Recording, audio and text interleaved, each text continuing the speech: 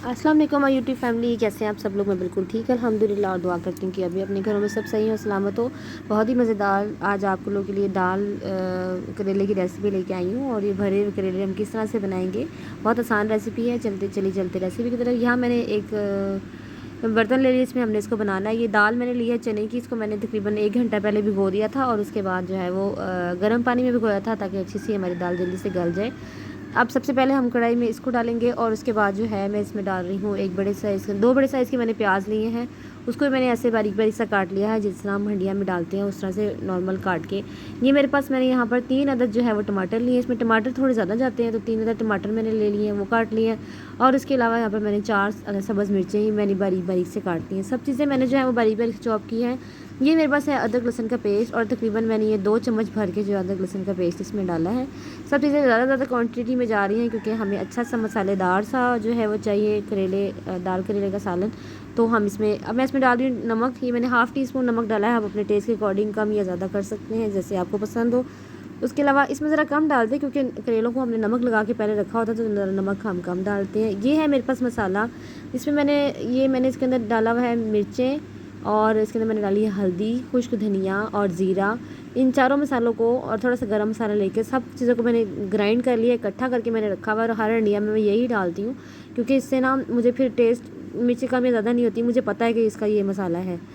Normally मैंने घर जो मसाले हम हंडिया में डालते हैं वही सारे मसाले मैंने पीस के रखे हुए। ये 2 चम्मच मैंने इसके अंदर डाल दिए, ठीक है। इससे जो है वो हमारे ये हमें पता होता है कि मिर्चें ये कम या ज़्यादा होने का ख़तरा नहीं होता, किस दिन कम है या ज़्यादा है, तो एक टेस्ट मेंटेन रहता है, ठीक है।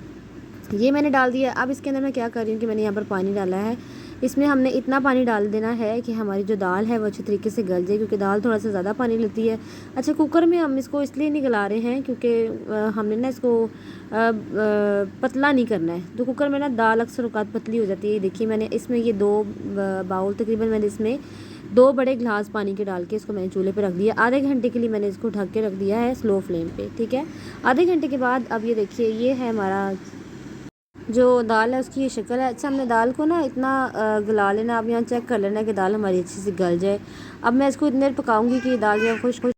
अच्छा, यहाँ पर ना आपने दाल को चेक कर लेना है कि ये गल चुकी हो, क्योंकि हमने इसको गलाना है और इसको अच्छे से खुश्क कर देना है, क्योंकि करेलों में भरनी है तो दाल जो है वो अच्छी गली हुई होनी चाहिए। यहाँ पर तकरीबन मैंने इसको 5 से 7 मिनट और पकाया है, तो ये अच्छी सी खुश्क हो गई है दाल। इतनी ड्राई हो जाएगी कि हम इसको करेलों में अच्छी तरीके से भर लेंगे।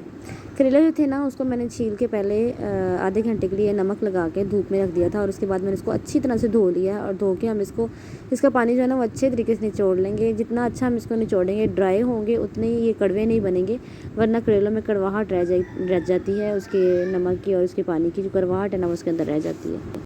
अब मैंने इसको अच्छे तरीके से यहाँ पर निचोड़ लिया। और अब मैं जो आधी दाल मैंने कढ़ाई के अंदर रहने दी है, आधी दाल मैंने निकाल के यहाँ पर ठंडी कर ली। और ठंडी करने के बाद मैं इसको करेलों में यूँ भर ली हूँ।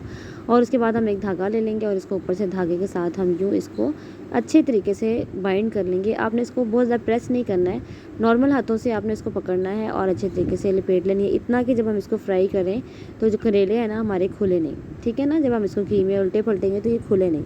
इस तरह मैंने जो है यहाँ पर तकरीबन आधा किलो करेले मैंने यहाँ पर लिए थे, और उनको मैंने इस तरह से अच्छे तरीके से लपेट लिया है। इसको यूँ करके मैंने अच्छे तरीके से बंद कर लिया। देखिए यहाँ पर इस तरह से आप सारे जो है ना उसके ऊपर आप इसको लपेट सकते हैं। और इसको हम तैयार करके यहाँ पर साइड पर रख लेते हैं। ये हमारे पास तकरीबन 4 करेले तैयार हुए। एक को मैंने वैसे नॉर्मली काट लिया था, वो मसाले में डालेंगे, मसाले के अंदर करेलों का टेस्ट आ जाएगा कटा हुआ। मैं दिखाती हूँ। यहाँ पर मैंने ऑयल को कर लिया गरम। यहाँ पर मैंने घी को अच्छा से गरम कर लिया, और उसके बाद में जो करेले हैं 1 बाय 1 मैं इसके अंदर डालती जाऊँगी एहतियात के साथ।